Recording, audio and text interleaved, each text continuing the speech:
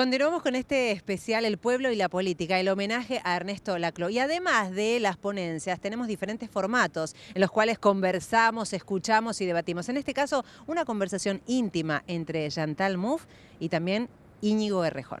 Cuando el 15M dice no somos ni de izquierdas ni de derechas, somos los de abajo contra los de arriba, no nos escandalizamos. Digamos, a uno le puede gustar más o menos, pero decimos, aquí se está expresando un tipo de identificación popular que, por lo que sea, no ha encontrado canalización en las instituciones ni en las narrativas ideológicas tradicionales. Y eso abre también una oportunidad para la construcción de una voluntad popular nueva. Y decidimos librar ese partido con un uso, o librar esa disputa con un uso muy laico del lenguaje y de las metáforas, que no se casa con los significantes, sino con los significados, y que decimos, bueno, pues digamos, ser de izquierdas no es repetirlo muchas veces, es tener capacidad de construir poder político para los sectores subalternos. Y a lo mejor incluso la reivindicación propia, el enamoramiento con los símbolos de la izquierda, en algunos contextos se ha convertido en un obstáculo o no sirve para construir poder para los de abajo. Bueno, pues si es así, no le tenemos demasiado apego, digamos, a los símbolos, sino que le tenemos apego a la hoja de ruta, al horizonte, que es un horizonte, digamos, de mayor justicia y de mayor expansión democrática. Sí. Y la última es la del Estado.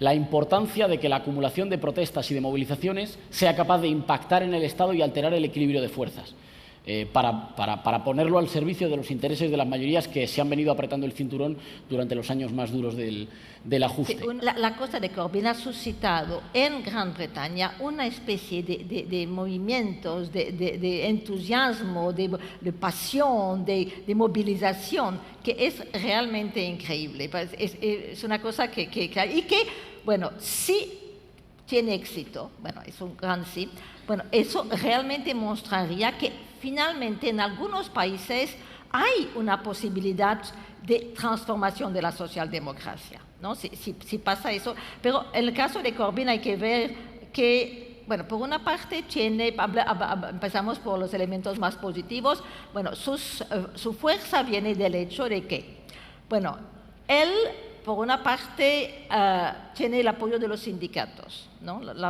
Que es muy importante en Inglaterra, porque todavía tienen un rol importante. Bueno, es alguien que ha estado siempre en mucho contacto con todos los movimientos populares. Corbyn ha estado, bueno, toda su carrera con el Stop the War, es alguien, por ejemplo, yo no sé si ustedes saben, pero habla castellano, su mujer actual es mexicana, la anterior era chilena, así que está muy a favor de Latinoamérica, ha estado de todas las luchas, todos los grupos que existen en Inglaterra para defensa para Venezuela, para Latinoamérica, él está presente, muy activo en eso, pero no solamente es movimiento, por ejemplo, él tiene el apoyo, eso muy importante, del movimiento estudiantil. Hubo en el 2010 un gran movimiento estudiantil en Gran Bretaña cuando el gobierno decidió aumentar de manera increíble las matrículas, se manifestaron los estudiantes y Corbyn estuvo presente, ¿no? Así que Corbyn tiene realmente un lazo, bueno, él viene del Partido Laborista, pero el lazo con los movimientos populares. Bueno, que él viene del Partido Laborista, es a la vez una cosa positiva y es un problema, porque es una cosa positiva porque él tiene, bueno, si logra transformarlo, ya tiene una base, una trova que no tiene Podemos, por ejemplo. Pero el problema es que la mayor parte del Partido Laborista, bueno, por ejemplo, la gran mayoría de los diputados están contra de Corbyn, así que él va a tener que luchar contra su partido. Pero afortunadamente, él tiene el apoyo de toda una cantidad de jóvenes, de movimientos populares y también de toda una generación de gente que había estado votando para el Partido Laborista hace un cierto tiempo y que se habían, digamos, completamente desilusionado. Hay una enorme abstención en Gran Bretaña. Abstención en parte porque hay gente que simplemente veía qué diferencia hay entre los conservadores y el Labour, entonces toda esa gente puede ser movilizada. Y eso es la gran tarea para Corbyn, de ver cómo él va a poder justamente, es una lucha hegemónica que va a ser un terreno, digamos, de un laboratorio, ¿no? de la cosa de la lucha hegemónica, de crear justamente un pueblo, de ver cómo él va a poder federar todas esas demandas, esas luchas que son muy heterogéneas para crear una voluntad colectiva, crear un pueblo. El problema que tiene también Corbyn, y eso es una cosa que, bueno, tienen de alguna manera otros movimientos del mismo índole, es que al interior, bueno, son muy heterogéneos. Bueno, ustedes en Podemos tienen un poco ese problema también, parecido, pero no exactamente lo mismo, porque Corbyn tiene, por una parte, de la gente que lo apoya, hay gente que quisiera realmente volver al viejo modelo laborista, ¿no? Que es poco la izquierda de Tony Benn, que era una izquierda, lo que Blair hablaba de old labor, el viejo labor. Bueno, que el viejo Labour de alguna manera era mucho más progresista que el blairismo, pero no se trata evidentemente de regresar a la socialdemocracia antes, ¿no? Eso entonces es un peligro. El otro peligro es su extrema izquierda, porque hay muchos trotskistas que se han metido ahora en el movimiento de Corbyn. Entonces, los peligros que él tiene es, por una parte, un grupo que quiere realmente hacer una cosa socialdemócrata tradicional, y los trotskistas que quieren más bien, bueno, todavía están pensando en la revolución socialista y que entonces van a empujar Corbyn en esa dirección. La idea del populismo de izquierda, para mí, yo la veo como algo que tiene que ver con una articulación partido-movimiento, ¿no? Y en ese sentido, Corbyn tendría el partido y el movimiento. Doy un salto geográfico, pero no conceptual. A veces, cuando discutíamos alguna parte de los retos de los procesos nacional-populares en América Latina, que es una cosa que está mucho en el libro y en la discusión, o sea que yo creo que es un libro atravesado por dos mezclas. La mezcla entre la hibridación entre teoría y iniciativa y compromiso político, y el estar discutiendo permanentemente a uno y otro lado del Atlántico, estar discutiendo, mezclando permanentemente, sin olvidar sus particularidades y sus enormes diferencias, pero mezclando los procesos políticos latinoamericanos y europeos. Y a veces, cuando discutíamos los retos, después de una década de transformaciones de los procesos políticos populares o nacional-populares en América Latina, decíamos que para ponerlo en una metáfora, tendrían que enfrentarse a hacer en sentido contrario, lo mismo que el neoliberalismo hizo en Europa.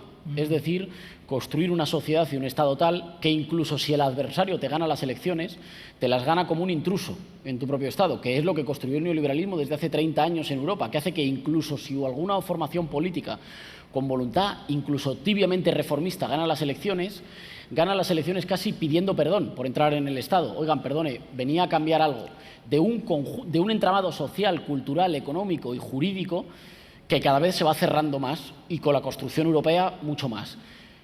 Ahora, trayéndolo a las experiencias latinoamericanas y dando ese salto, me interesa que abordemos, por una parte, cuáles crees que son algunos de esos retos, de esa consolidación, en unas dinámicas políticas donde el reto no está en construir poder o en ser capaz de construir una voluntad general con capacidad de poder y de conducir el destino del país, sino de solidificar, defender y avanzar una parte de los cambios construidos.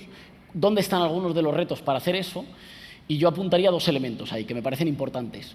Por una parte, la relación con las derechas y con las nuevas derechas latinoamericanas, esa paradoja entre que una parte de las derechas latinoamericanas han tenido que asumir buena parte del suelo discursivo de los procesos transformadores, Capriles en Venezuela, Rodas en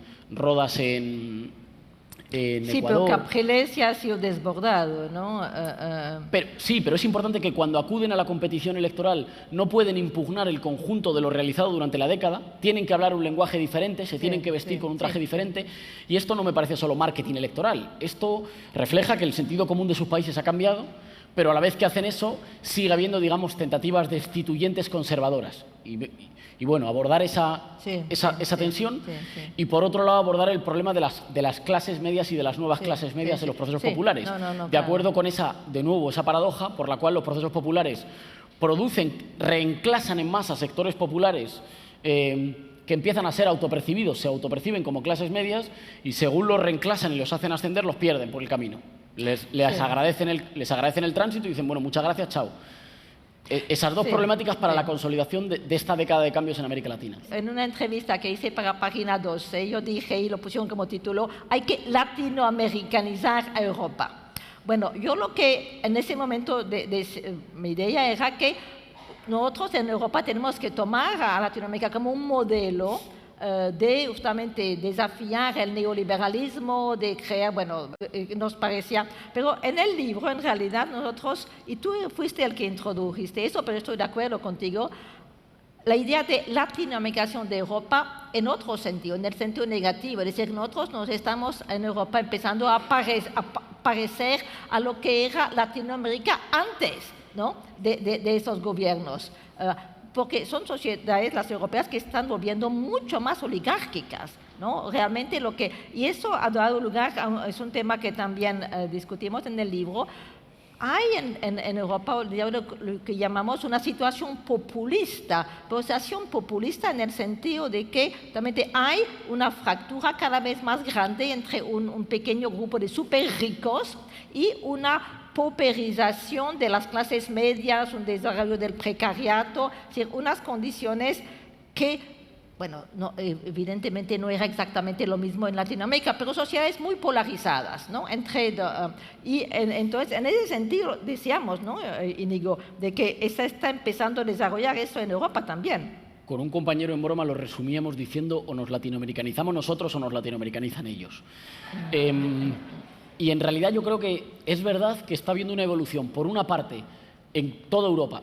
Yo diría que la latinoamericana, y ahí creo que hay diferentes Europas, y yo soy de Europa del Sur, y esa es una Europa diferente, que tiene unos niveles, digamos, de protección social, de crisis política diferentes que los que muestran los países del centro o del norte. Pero creo que en toda Europa se recorren algunas dinámicas. La de la crisis de legitimidad de las élites políticas tradicionales, que no siempre significa su pérdida de poder, porque a veces mantienen incluso un voto cínico, digamos, un voto resignado que dice, bueno, sí, todos son iguales, pues si todos son iguales voy a votar, digamos, como el que elige en un supermercado. Pero una crisis de legitimidad, hay muy poca gente que hoy pueda defender entusiastamente que su partido o sus élites políticas tradicionales en Europa son capaces de hacer avanzar al conjunto del país y tienen un horizonte ilusionante que proponer. Incluso los más fervientes admiradores de algunos de los partidos tradicionales casi seguro lo son porque les da un poquito más de asco el partido de al lado. Pero digamos que hay una crisis de ilusión y de imaginación política, creo, claramente, y una expansión del cinismo en Europa. Hay una crisis institucional y de la capacidad de las instituciones para ofrecer protección y seguridad a la gente y, por tanto, una sensación de mucha de la ciudadanía de que el pacto social o el contrato social para la gente corriente no está vigente, que alguien se ha saltado las normas y que se ha saltado las normas los de arriba, que es importante porque refiere a esta idea un poco conservadora no en el sentido ideológico, sino de que en las movilizaciones contra la austeridad hay una idea conservadora de que quienes han roto el orden han sido los privilegiados y que quienes tenemos que recomponer el orden somos la gente de abajo, obligando a que vuelva a haber algún tipo de geografía social en la que haya normas que rijan para todo el mundo, incluso para los que tienen mucho dinero. Es una cosa curiosa en la que, digamos, incluso quienes quieren hacer las transformaciones están diciendo que hay algún tipo de orden y de certidumbre para todos. Y esa crisis institucional que se expresa, creo, en una especie de descreimiento generalizado, que la gente no se crea demasiado ni el juego político ni las instituciones. Y, en tercer lugar, una dinámica de expansión del descontento, que es una expansión ambivalente y que por eso abre una situación populista. No es una expansión del descontento que se expresa en términos de construcción de clase, de una identidad de clase, no se expresa en términos claramente, digamos, de una ideología que ofrezca una meta cerrada y segura, sino que es, diría, una especie de run-run o de rumor creciente, de hostilidad creciente hacia las élites, de enfado creciente de la ciudadanía con respecto a los partidos políticos tradicionales y una parte de los privilegiados, pero que puede ir en un sentido ideológico muy diverso. Sí, claro. Chile también estuvo presente en este foro, el pueblo y la política, en particular la lucha estudiantil. Camila Vallejo fue una de las referentes claves años anteriores, hoy representante en el Congreso de su país. Hay obviamente un trasfondo brutalmente ideológico o sobreideologizado en lo que se impuso y lo que se fue institucionalizando en materia educacional, lo cual nos llevó a decir, bueno, el tema no es simplemente que garanticemos la educación gratuita universal en la educación y que sea de calidad como tradicionalmente la concebimos.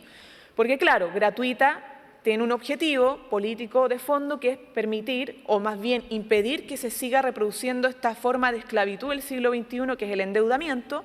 Los segmentos medios, sobre todo, que ingresan a la educación superior, lo hacen a través de la deuda, terminan pagando 3 veces la carrera por concepto de deuda, y además reproduce esta lógica de trabajar para pagar deuda y casi someterse a la autoexplotación y a la postergación de otros propósitos legítimos para el desarrollo humano, que es la cultura, el ocio o incluso la vida familiar, que contradictoriamente los conservadores defienden, pero que no permiten a través del modelo productivo y económico que defienden.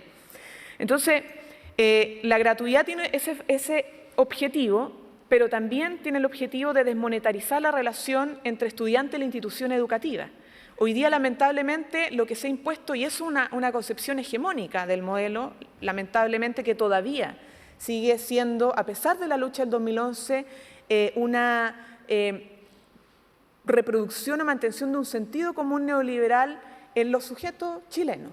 De decir, yo invierto individualmente, ¿cierto? Soy cliente, soy consumidor de la educación y por lo tanto el Estado, permitiendo eso e interviniendo para que esa relación se produzca, entregando créditos, ¿cierto? Cuando hay una estafa en materia de créditos, por ejemplo, con la institución o con la banca, lo que el Estado de Chile le dice al estudiante, prácticamente esto es casi una relación entre privados, entonces para reclamar vaya al CERNAC, al Servicio del Consumidor. Y entonces esa lógica clientelar es una forma de decir, aquí hay una instauración hegemónica de lo que es este modelo, ¿ya? Y que se ha enraizado también en lo que es la reproducción, ¿cierto?, de un intelecto, o más bien una forma de pensar en los ciudadanos chilenos, que es lo que permite la perpetuación o dominio cultural de este modelo. Porque muchas veces se nos pierde de vista que en la batalla contrahegemónica, y un poco lo manifestaban algunas luchas que se han dado, hay un elemento importante de la lucha contra la lógica patriarcal en el espacio de poder mismo. Y tanto aquí en Argentina como en otros países de Latinoamérica, pero también en el mundo, cuando hay mujeres participando en el poder, hay dificultades tremendas para poder ejercer realmente el poder. Incluso en el ámbito laboral, cuando la mujer sale del espacio laboral, que cada vez lo hace en una proporción acercándose al de la participación laboral del hombre, aún así se ve sometida a una explotación que no ha podido superar, que es la de este doble trabajo, el ámbito laboral y también en las labores domésticas. Y cuando no suple las labores domésticas, lo hace otra mujer, que no sé si aquí le llaman nanas, en Chile se llaman nanas, que son las que cuidan del hogar cuando el padre y la madre tienen que trabajar, cuidan a los niños, ¿cierto?, o se hacen cargo del aseo de la casa. Sin embargo, esa mujer, porque en general son mujeres, también sufre una situación de explotación. En su mayoría son inmigrantes que vienen en una situación precarizada, pero además llegan a sus casas a hacerse cargo también de sus hijos. Y si no son capaces de hacerse cargo de sus hijos, son las abuelas las que se hacen cargo de sus hijos también en condiciones precarizadas. Entonces, tenemos un problema aquí grave de desigualdad de género que no hemos sido capaces de superar y que no se va a superar simplemente cuando superemos el capitalismo o el neoliberalismo en nuestras patrias. ¿Ya? Se va a superar en una lucha en conjunto con la lucha por superar este modelo de dominación-control, ¿cierto?, que se da en el ámbito productivo y que obviamente genera repercusiones dobles y de mayor explotación en las mujeres, además del machismo cultural que está impuesto, donde la mujer, perdónenme, pero el mayor poder adquisitivo, lo único que tiende o tendencia a que sean sujetas de mayor consumo antes que mujeres libres o con un grado de emancipación producto de su independencia económica del hombre. Y eso es, por lo tanto, una demostración más también de que hay un centro neurálgico que es el horizonte a combatir y superar en esta lucha contrahegemónica al neoliberalismo para construir una nueva hegemonía, que es el capitalismo con expresión neoliberal, patriarcal, pero que no es tan simple como eso, porque se reproduce y se manifiesta en red, sistémicamente, en muchos ámbitos de la vida social y cotidiana que tenemos, por lo tanto, que ser capaces de identificar, comprender, asimilar y, por lo tanto, dar la batalla desde distintos frentes y ser capaces de comprender las distintas formas de lucha y no dividirlas. Fueron 3 las jornadas de este foro. Tenemos más. Va a ser al regreso de esta pausa.